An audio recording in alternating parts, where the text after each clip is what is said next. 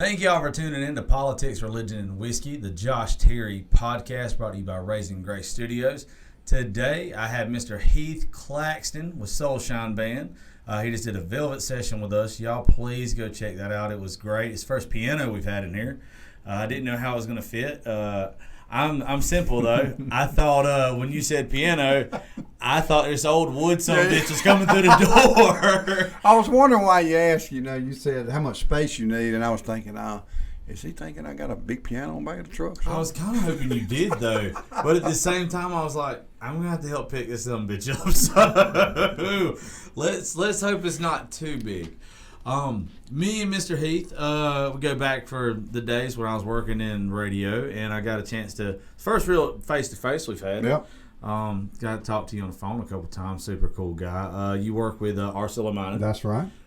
You're one of the big boys out there. Nah, I don't know about the big boys, but I guess we all in management.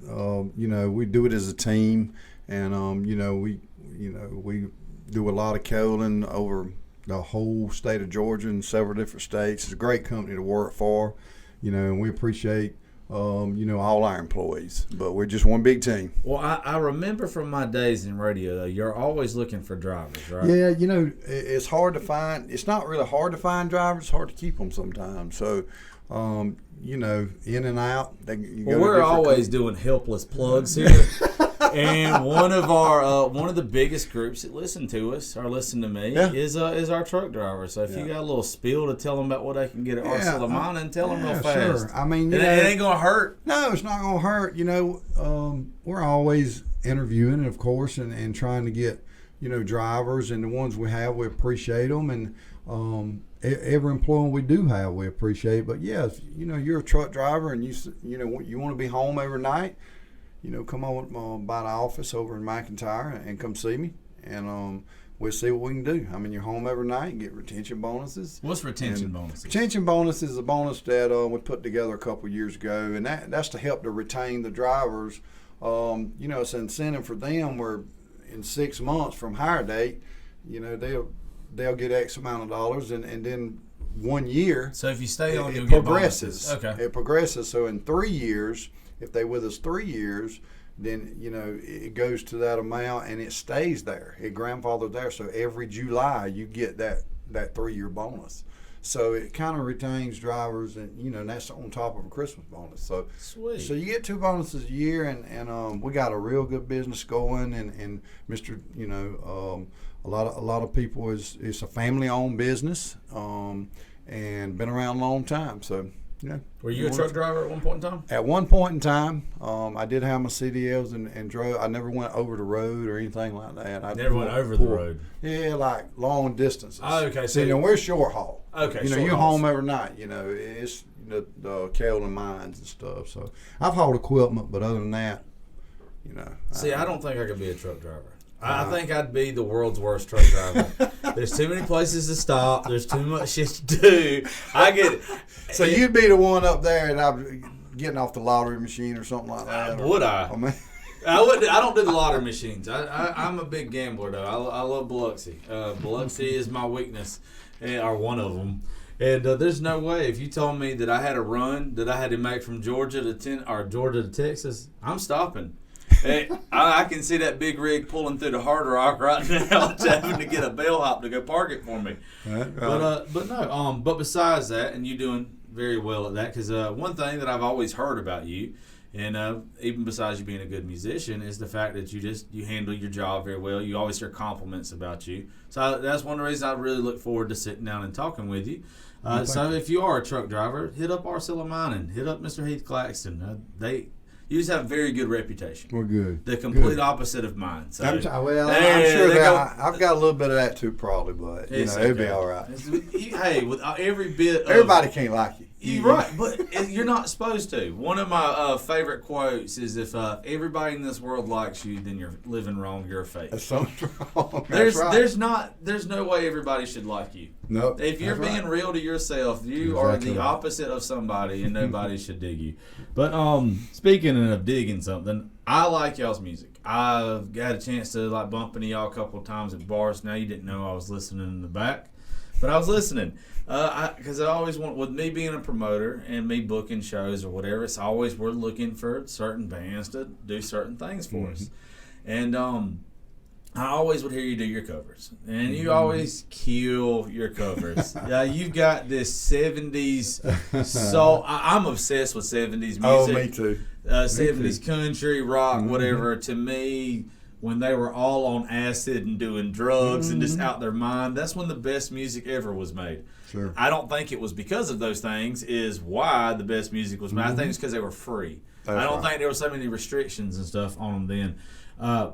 But then when you're doing the Velvet Session a while ago, you really caught me with the song about veterans. As you even stated in the video, you know how I feel about my vets and everything. You got to meet Miss Taylor a while ago. Miss Taylor's husband's a vet. She's an EMT and firefighter and works with us. Yeah, absolutely. And I would like for you to kind of, the story that you told a while ago, behind it, kind of give people a little bit of detail so when they hear it on the Velvet Sessions, they got a little more in depth. Right. I've had a lot of family members that was in the wars, and from Vietnam to World War II to, just about all of them. I've had some uncles, even my grandfather, my mom's dad, he died in the war, and he was actually in a barracks fire. And, military and the wars has always fascinated me, and not because of this war, because I guess it shouldn't fascinate you, but, no, it's fascinating. It is. I know, especially if you don't, you've never been. Okay, same me. I didn't serve.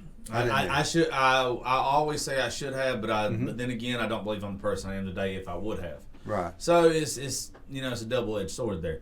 But for folks like me and you who don't know no better, is usually what I say. We don't know what these veterans and stuff experience, these people that have served.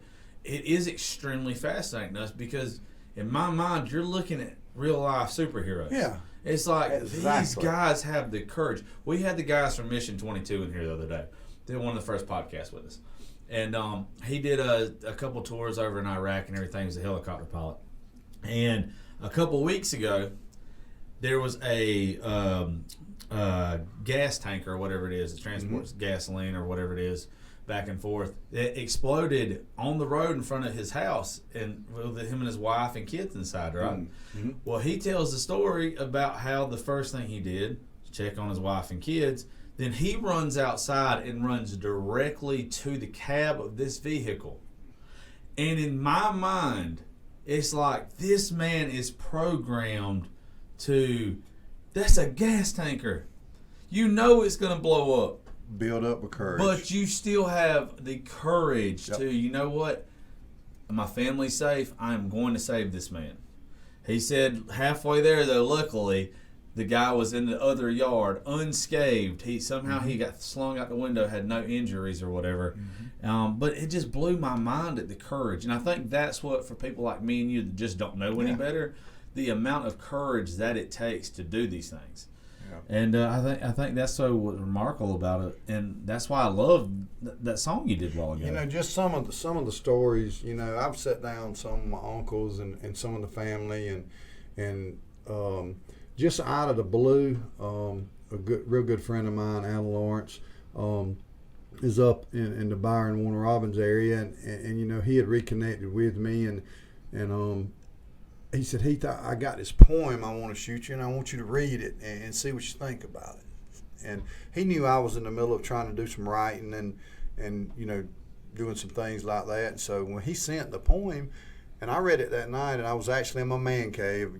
I'm sure a lot of people see me live in the man cave on Facebook, but I was in there and I was reading that poem, and it hit me hard. I was like, man, listen to this. This is a man that is crying pretty much inside, telling his story of, how the pain and the misery, dragging in the fields, from the cotton field. They was young kids. Yeah. I mean, a lot of them, a lot of the Vietnam War veterans, it's fact, some of them was in trouble. And that was a way that they got out of trouble. Going to enlist. And then some of them was drafted. Some of them had no option. Had no option.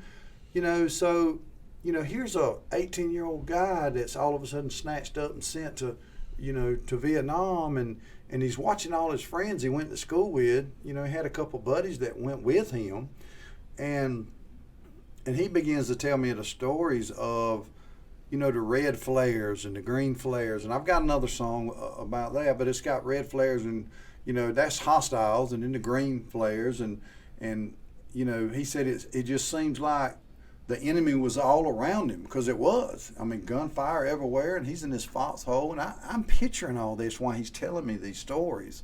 And I've got another song I wrote. It's called Sands of Sin, and it's about that.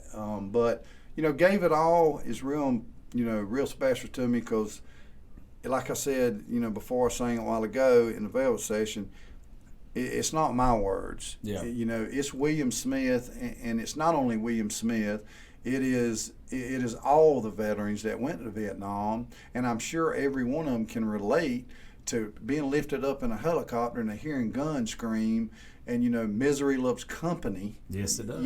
And they feel like, there's my brothers down there, and they're dying. I'm wounded, I'm in pain, but I'm getting to go home. And I see a video in the future of this song, and actually showing the wall and showing the story, and it's just real heart touching that William could sit down on the back porch, and I actually got the opportunity to go see Mr. William and his wife, and sat down. I'd done just what I just done in the Velvet session, and they had no idea that I had wrote the song. And I started singing. We're gonna help you make that video. And I started. I love that idea. I started singing it, and William, tears start falling, and he beginning to realize, and then I'm telling him, Mr. William, and here's what hit me hard, I'd really like to record this song. And when you write a song and record it, and it gets played and all this time, you get it copyrighted, and the whole nine yards. Well, is that okay with you, Mr. William? And he says, hey, let me tell you something, son. He said, I didn't write that song. He said, I lived it.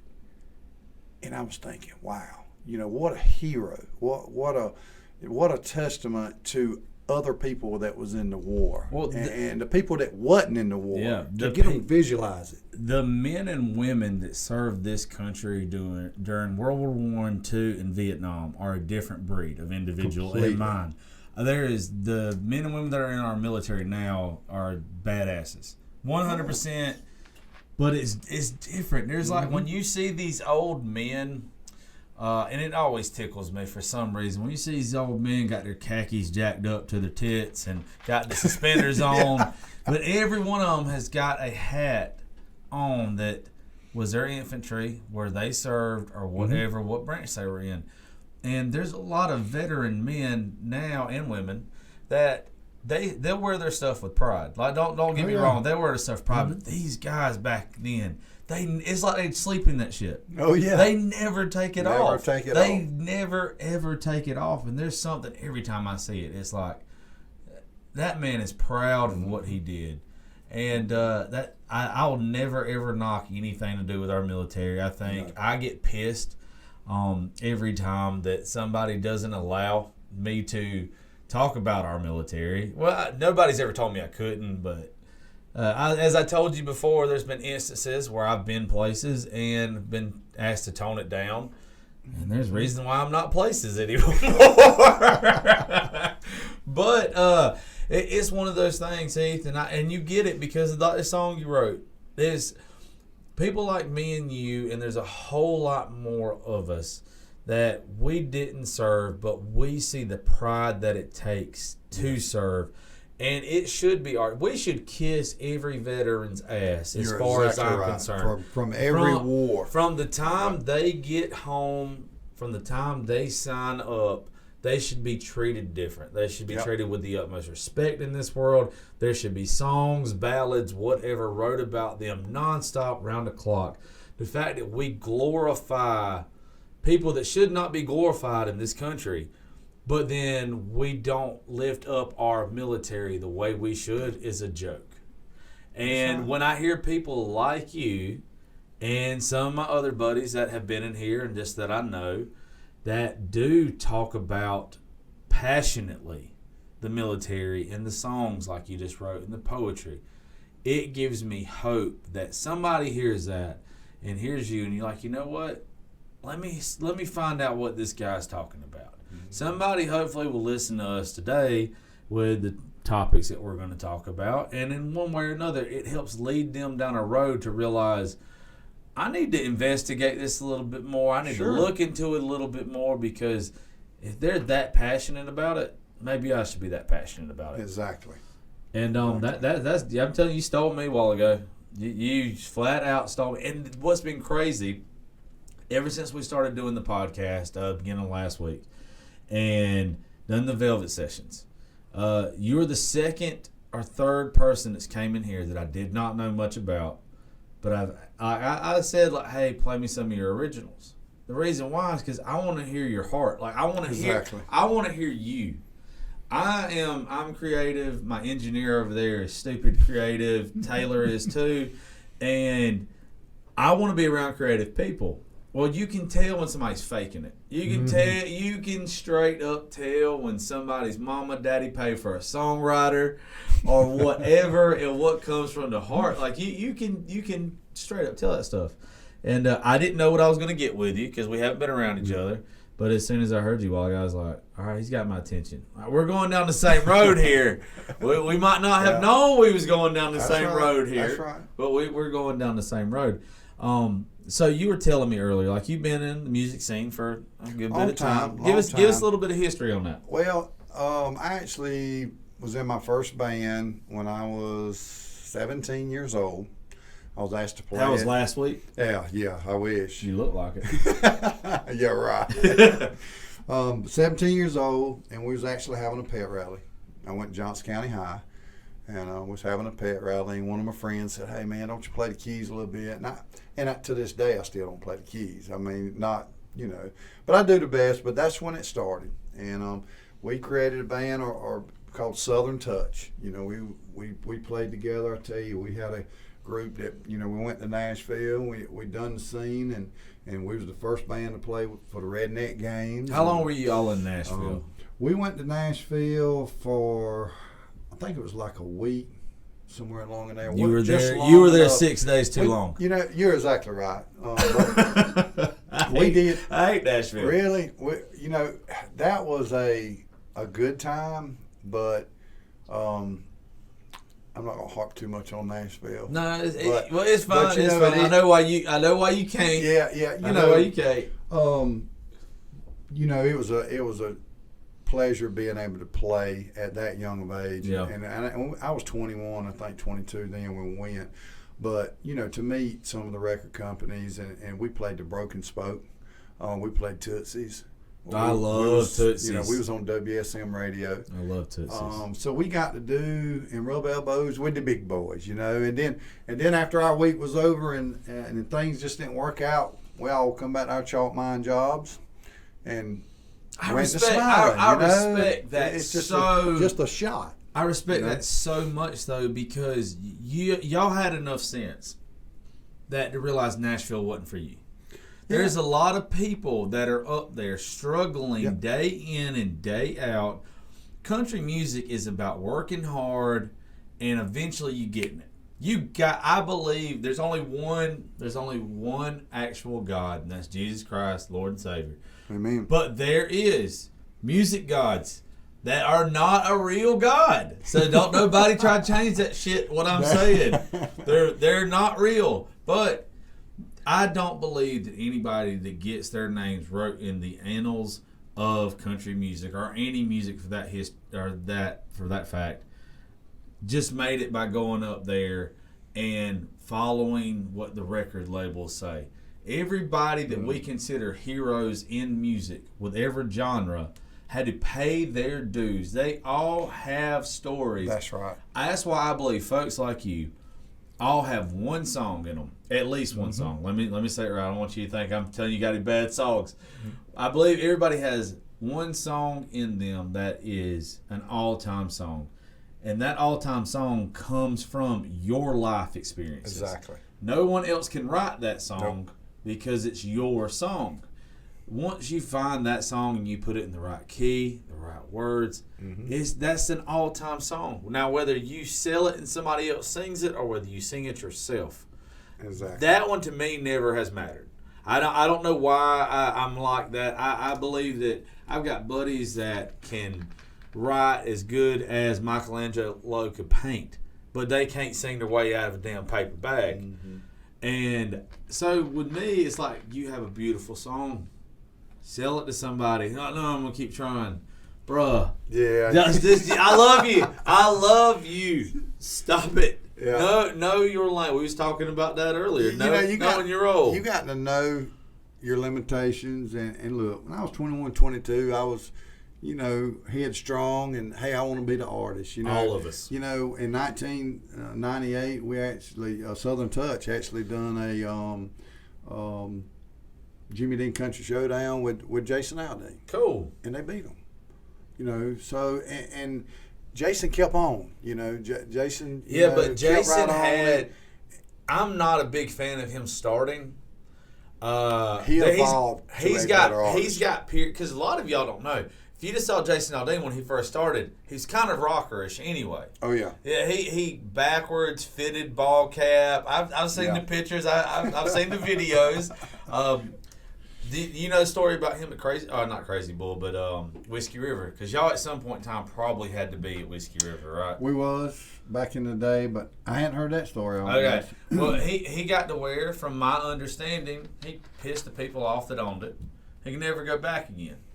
And in my mind, with him being from Wysella, Crawford County or whatever, Whiskey River used to be the biggest deal there was. R.I.P. Mr. Ernie, who just passed away like 2-3 weeks ago. He's got a great family. They've always been super nice to me. They don't even know they've been nice to me. They just hadn't kicked me out as many times as they probably damn should have for underage drinking.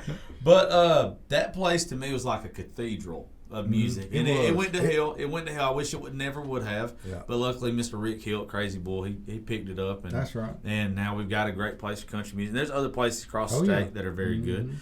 But Jason pissed him off. And at one point in time, when he probably needed to be playing there, told him he couldn't come back. Yeah. And but that's also, you get secondhand stories. But that's the one I heard. But you also told me that you play for Co. Are you open for Co? We opened up, and that was one thing we got to do. And we had a sweet lady, Precious Toms, and Precious, if you hear me, we still love you. And Precious does a lot of promoting with still today in Nashville. Precious is super promoter, and she's got a group of kids. Justin Dukes is one of her kids. Oh my God! Justin. I did not know you knew Dukesy. Oh yeah, I know. Dukesy's coming in Sunday. Good. That is my baby. Justin has amazing talent, and that's what Precious and the group up in Nashville. That's what they do. I know who Precious is. I know who she is. Sweetest lady in the world. Justin Dukes played Saddlebags in Savannah one time. Justin told her that I was coming down there. And she was And she got me a room that she did not have to. She got me a room for helping promote it. And this is like in the first days of me being on social media and being anything. And she was as sweet and kind and nice as she could absolutely be. Well, Precious is the one, even back then, that was behind us and helping us up there, and she's the one that got us in all these places. Between her and Alan Lawrence and a lot of others, Jimmy Chrisman was our sound man. God rest his soul. We love Jimmy to death, and we miss him. But Jimmy was our sound guy, and we went that route with Southern Touch, and we was together from, like I said, I was probably 21, and I was 32 maybe when we split up, and then I never quit music, and I never will. I never look. You probably seen me play a lot, because I think if I could find out, I think I've seen you play a lot. Yeah, we had a band called Shallow Creek, that played in Wrightsville a lot, and just several different bands. But I'll never quit music. And the band we have now, y'all jam up, by the way. Soul Shine and when we first started Soul Shine, it was about having fun, and it still is, and it's about making people get up, move, and dance. So many bands I've I hear, and you go hear them, and it's concert music, and you can't move to it. If you don't have a beat, and you're not getting them on the dance floor, you're not playing the right music. You're singing to a generation, though. Exactly. You're singing to a generation, because I'll go ahead and tell you, I'm 33. There are certain music, whether I know the song or not, when you hear the instrument start, your ass gets up and you start grooving. You can't help it. Exactly There's right. a whole lot of music that is made now that does not have that in it. I am a huge Motown and blues guy. Yeah. Huge. I mean, and when they hit that guitar, you can tell what it is. Oh my God, it's over with. And they're going. It's over with. And that has been, what we feed off of. We're not country. We may have 2 country songs in our whole set. And we've put our set list up to where you want to move. You want to get up. Now, do we do slow songs? Of course. You have to, though. We break out REO Speedway. Can't fight this feeling. Love REO Speedway. And Sheriff. When I'm with you. Jeff Healy Band, and Angel Eyes. But the old music and the older, we may attract the older audience, at times, but also too, that's knowing what works for you. Exactly. Nobody could ever knock you for not being able to do something that came out in 2020. And you probably could if you wanted to. Oh yeah. But does it work for you in your crowd? Probably not. One of my things is knowing your lane and staying in it. I respect musicians that know their lane and stay in what works for them. Yep. Not getting greedy, not trying to cross the road or whatever. If you know that 70s and 80s Southern rock and groove is what your audience want to listen to, give them what they paid to come see. Right. And we all enjoy doing that. And we had gained a big following, and we've been together over a year and a half, and learning each other, and we here recently, we went through some pretty tough times, some trials, and some dark days, and it still hurts, and we're trying to get over that and do some regrouping. We're doing that, done that immediately, because I'm gonna tell you, music is food for the soul. It's a cure, and it's a cure. It's healing, and when you got something going on, no matter. And I tell everybody at our shows, which we got a few coming up, and every time I tell the audience, it don't matter what day you're having, good or bad. If you're having the worst day of your life and you think you are just inside, maybe scum of the earth, maybe you just went through a divorce, or maybe you just hurting, you feel lonely, you feel depressed, there is one thing that you can do, and you can put in a good CD, or you can go somewhere and listen to some good live music, and for that few minutes or however long you do that, you start to heal. And music is food for the soul, and that's why we named the band the Soul Shine Back, because we want your soul shining. The thing with that you're so spot on about is you're doing something that we hope to be doing something real soon here, and we'll get to that shortly. But you're showing people that it's just a bad day, it's not a bad life. When you're putting out good music and you're putting out something people to come to and change their attitude and the atmosphere of it, it's an instant reminder that, I'm just having a bad day. And maybe it's a couple bad days or whatever, but one thing that I'll tell everybody, and I say it over and over and over again, is every one of us that are sitting here and everyone that's listening to us right now, we've made it through every day in our life that we said was the worst day of our lives. But we're still here. Now, unfortunately, y'all lost a band member recently. But out of all bad things has to come a lot.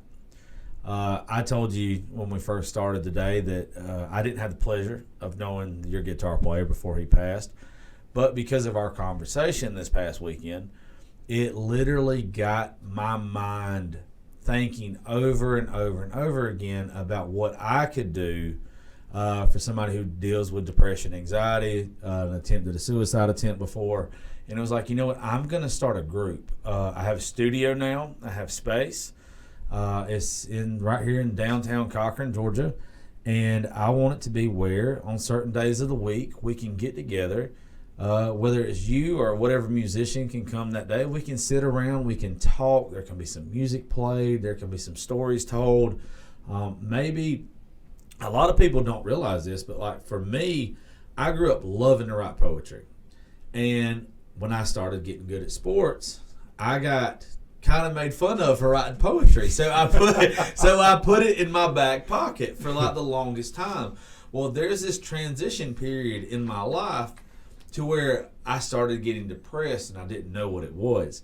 And I'll forever believe it was because I took away my outlet because I was ashamed of my outlet because it was poetry. Mm-hmm. And so, as what we were saying earlier, is I want to have people here, and you might not know you're good at music. You might not know that you're good at whatever, but we're going to give you a chance to let it out. Now, you might be the worst damn musician in the history of musicians, but you really can't be worse than me anyway, because I can't pick or do anything. I damn sure can't sing. The good Lord knew what he was doing when he did not make me have any musical talent. He said, you're talking shit, that's it. And you're lucky I'm giving you that talent. Yeah. But I want it to be where, like you and other musicians come in here, and these folks that might be lost. And I think that's great. That that in itself would help people understand. Because I'm gonna tell you this, this that happened with Josh. It happens with a lot of people. Yeah. And you'll never understand it. You can try all you want to understand and try to, you got the whys and the what ifs, and I don't think we're supposed to. I don't think we're supposed to either. I don't either. And really, at the end of the day, we don't have to. We have to move on, and we have to try to find our way to heal. And it's changed a lot of lives, and it always does. But this has really made me look at life as a lot different. I look at people a lot different.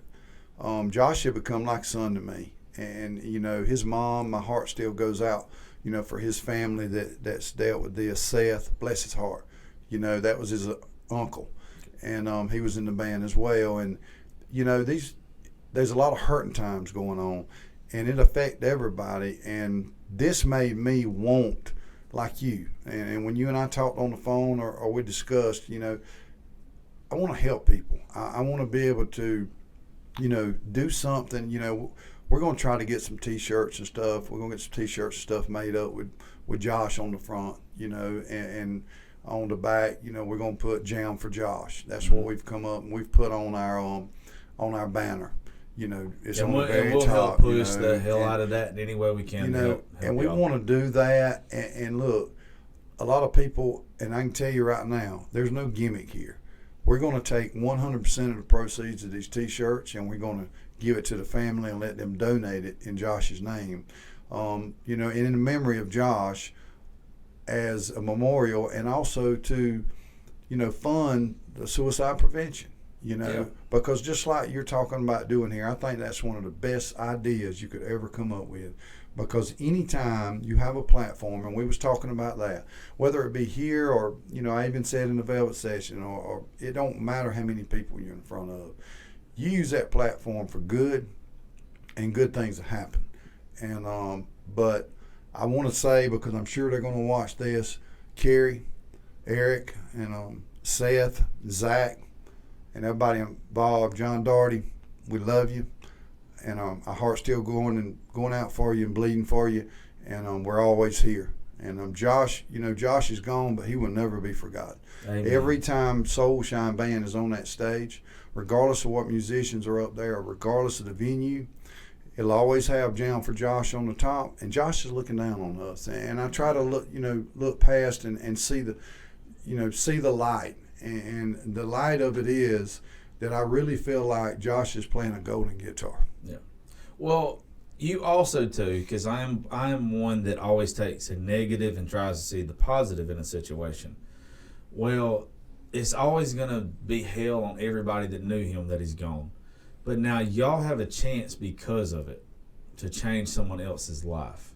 And maybe maybe in some kind of twisted world or whatever, that ends up being a beautiful thing. Like to his family, you can never replace that. Never. But I didn't know Josh. I hate that I didn't. I don't know his family.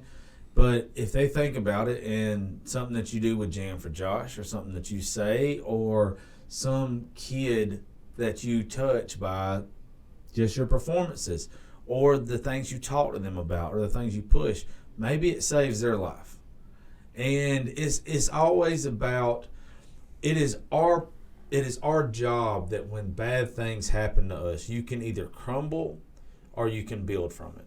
It sucks. Nobody likes to view death as something to build from. You lost a good friend. You lost someone, like you said, you treated like your son.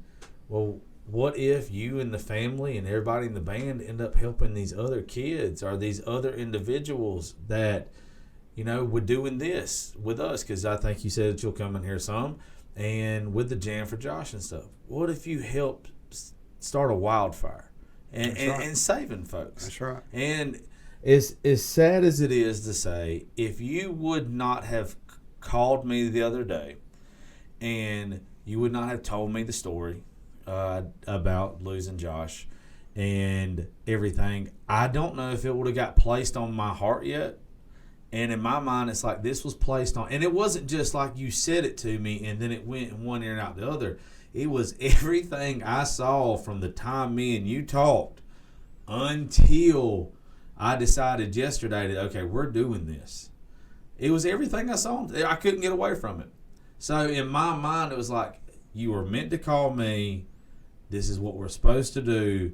So we don't know what's around the next corner, but I'll go and tell you, we're on the right path. I hate that it had to be started.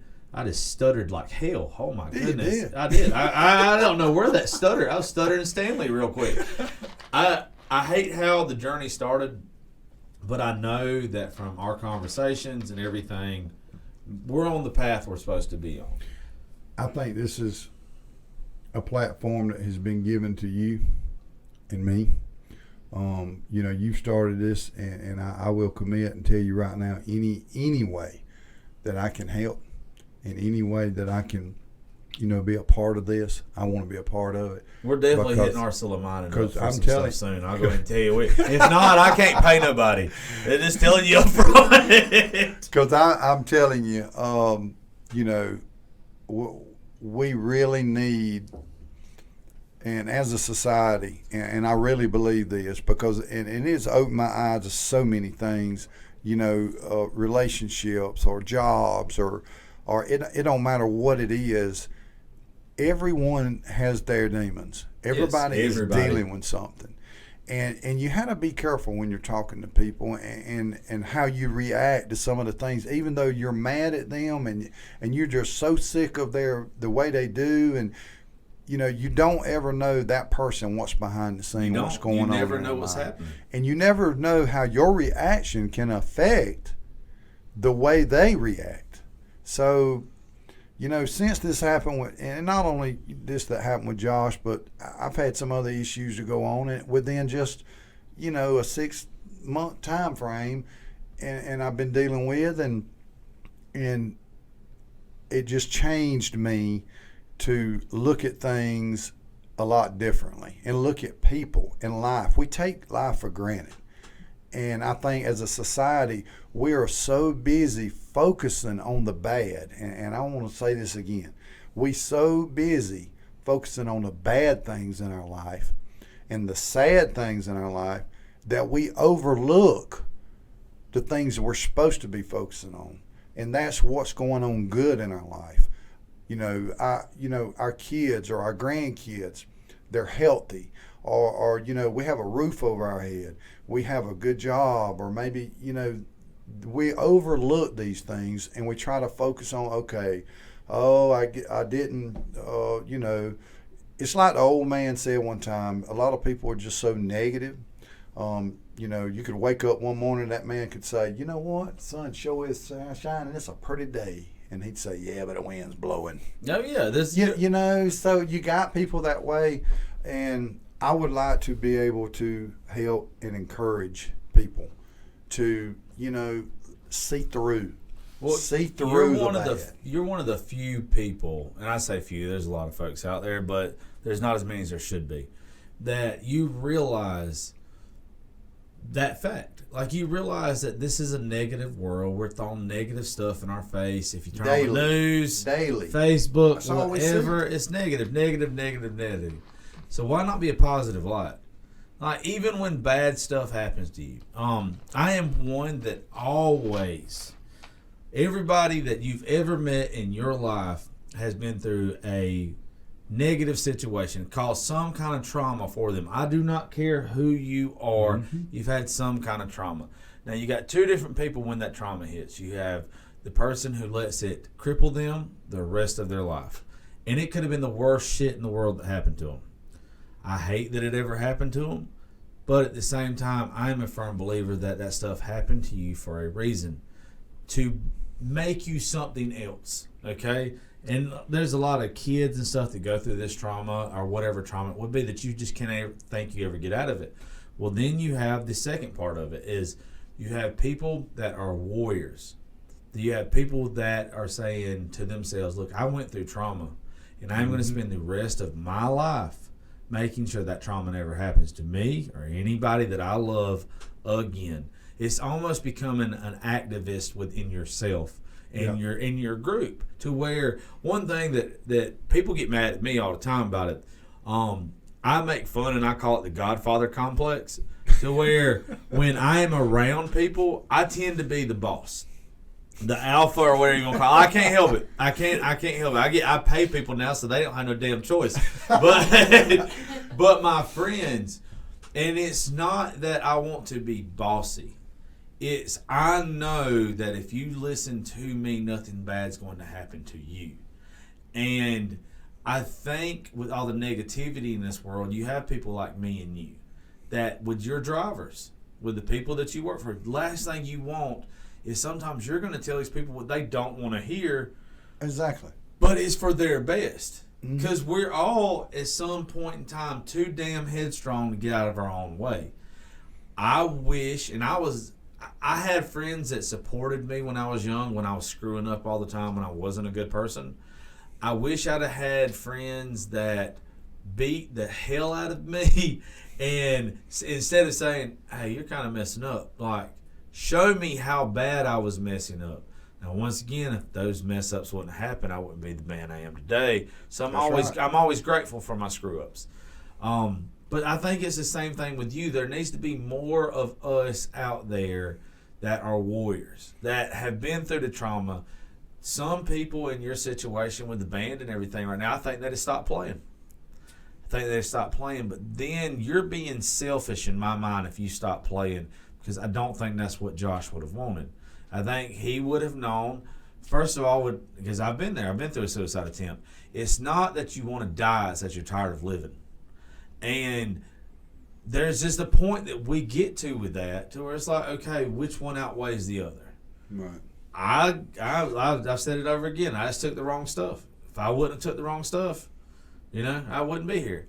But the good Lord made me a dumbass to where I did. And that's the only reason why. So I relate to people that have been down that road. And that's why we want to start our sessions. We want to start all this. We're our own worst enemy. We are. I mean, we critique ourselves more than anybody will ever critique us. And like I said, none of us is perfect. And society has built up where you got to be this certain shape, or you got to be, you can't be overweight, or you can't be, and we've let that control us. We've let what other people think worry us, and we've let, I just don't understand and how somebody can be so shallow to pick. And I want to talk about bullying a little while. Oh, I hate you. Go right the hell ahead. You're the first person in 6 episodes you run with that shit. I want to talk about that, because I don't care what platform you're on, and I don't care who you think you are, but to bully someone And the reason I say this, I'm sure a lot of people, a lot of kids and adults, they may not do it in a way that like they would if they was a kid, but to keep continuously being a bully. And you push that person, and there again, I said earlier, you don't know what that person's been through. Mm-hmm. You have no idea what just happened at his home or his. So there you are. It's just like you got a cigarette lighter and you've lit the end of it. You probably been in one of them drunkards one time when you get this lighter and burn it up and do like this. I don't like cigarettes. I don't like cigarette lighters. I stay away from fire. Yeah. I am a ginger. We don't like anything hot or anything. So, we stay the hell away from it. Me and my buddies used to heat it up and burn each other. Yeah. But anyway, that's the way it is. And you're doing that to that person and you don't realize what they're going through, and you could be the cause of their snap. No, you're right. You could be a cause to ignite that flame that's already burning inside of them, and say, you know what, I've had enough. And bullying, look, I was young. We all was, and we all had this kid. Dumb shit look, we all have had this kid. As kids, not two kids. We have all had this kid that maybe didn't have the kind of shoelace we had, or didn't have the, we've been that kid. We were assholes. All kids are exactly. assholes. I just don't know they're assholes. They're but assholes. Not only kids, you see today, and you can turn TV on, and you can see bullying going on today in some of the highest levels, and it's straight White House bullying. It's straight bullying. It is. And I just don't agree with it. And I think that could really cause. It causes way more than what a whole lot of people realize, because we are taught as we're both. I'm guessing you grew up in Georgia. Mm-hmm. Okay, me and you both are Southern males. I'm gonna guess you're 31. You look about 31. Thank you. I appreciate You're very that. welcome. You're very welcome. I'll be 49 next. Really? Next week after next. I have aged horribly. Holy shit! You're. Let's see. Now you're. I'm 30. You're 33. I'm 33. So only cause I watched you the other day. Yeah, so we're there. You go. I'm 33. You're 49. I like the other one better. I definitely would too. But we're raised in the South or wherever that boys supposed to be tough. Well, one thing that I absolutely wish I could go back and change is I was tough to kids because of how I was raised. Like, I was tougher on kids that were weird and what I thought were, I don't know, just different than me. And I can consider myself as probably bullying until I got to a certain age, and I realized that I was being bullied by people, but not like bullied, mm-hmm. but maybe belittled, and then I felt like I was bullied.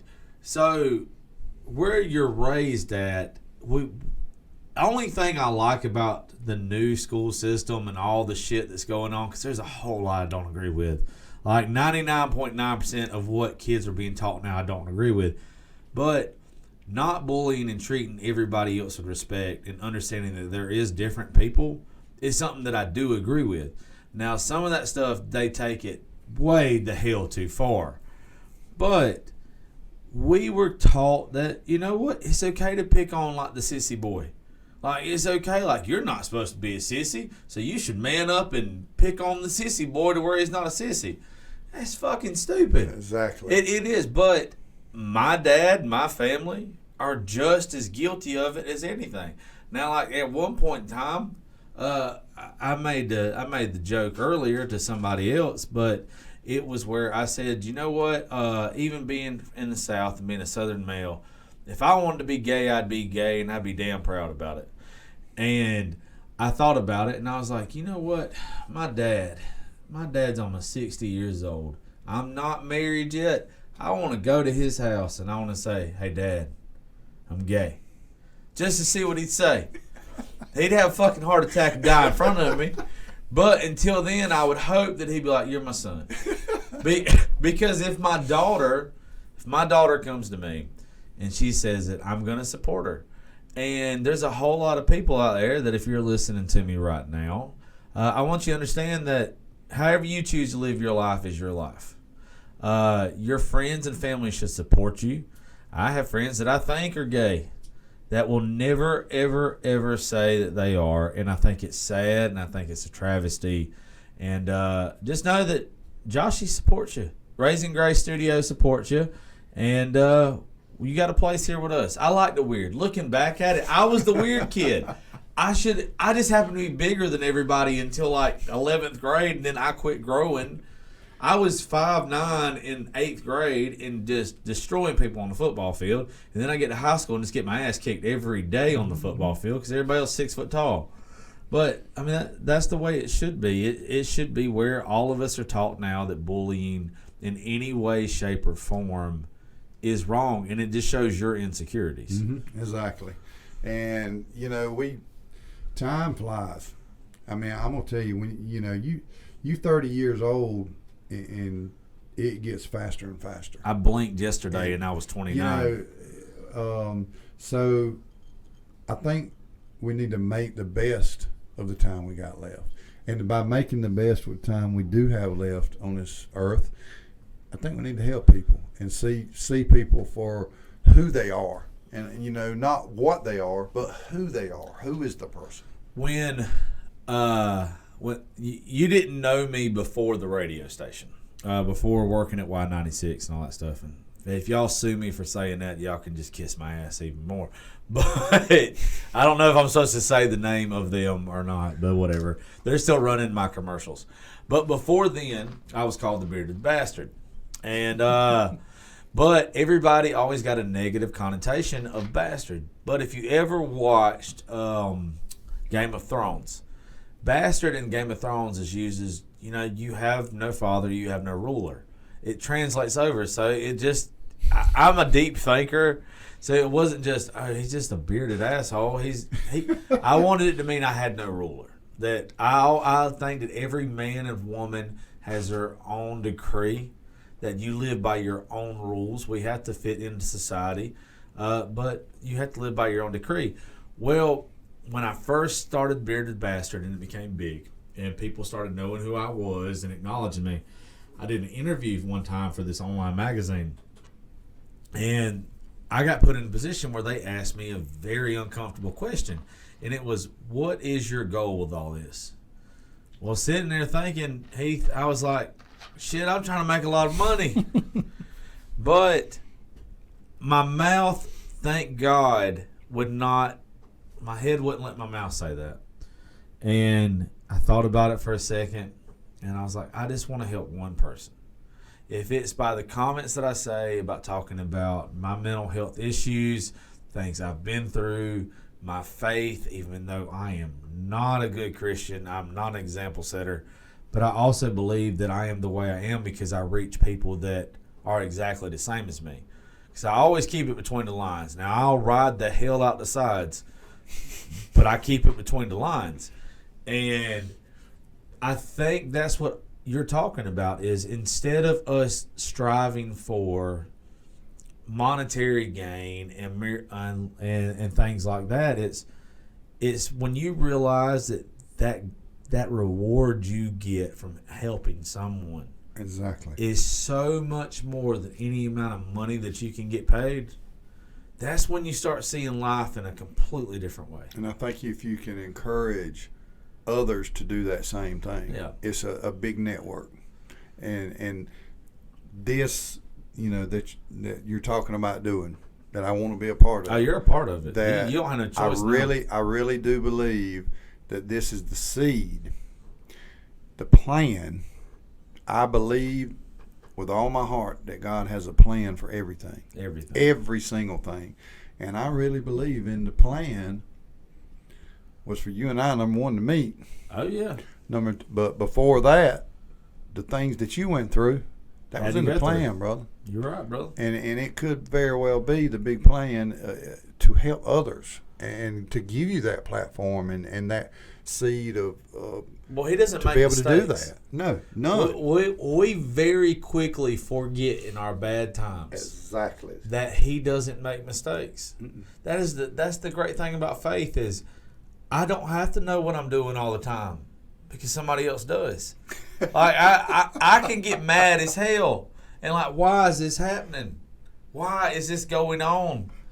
But it's very quickly when you come back to a realization, you grab back a hold of your faith, or it grabs back a hold of you. Probably more importantly, it's where you very quickly get it in your head. It's maybe this is what's supposed to be happening. Maybe there's a purpose. I can't see that purpose yet. But that's what's beautiful to me about having faith is I don't have to see that purpose yet. I have to walk this rocky-ass road to get to where I'm going to. It's knowing that my journey might be tough, but the destination is going to be beautiful. Exactly. I think the rougher your destination, or the rougher your journey, the more beautiful your destination. And with you and the other people that have reached out that want to help people that come here, I mean, you think about it. How I told you a while ago that everybody's got their own song. You think about a kid walking in this door, you sitting down with that kid, them expressing, I like writing poetry. I've always wanted to write music. And you're sitting there with this kid and y'all start putting pen to paper. That's your song. Exactly. I mean, that's where it comes from. It's from these beautiful moments that it took tragedies to make happen. It took the bullshit in your life, the bullshit in mine, and Lacey, Taylor's, and everybody that works for Raising Grace. It took all of us to have those bullshit moments to where we have those things.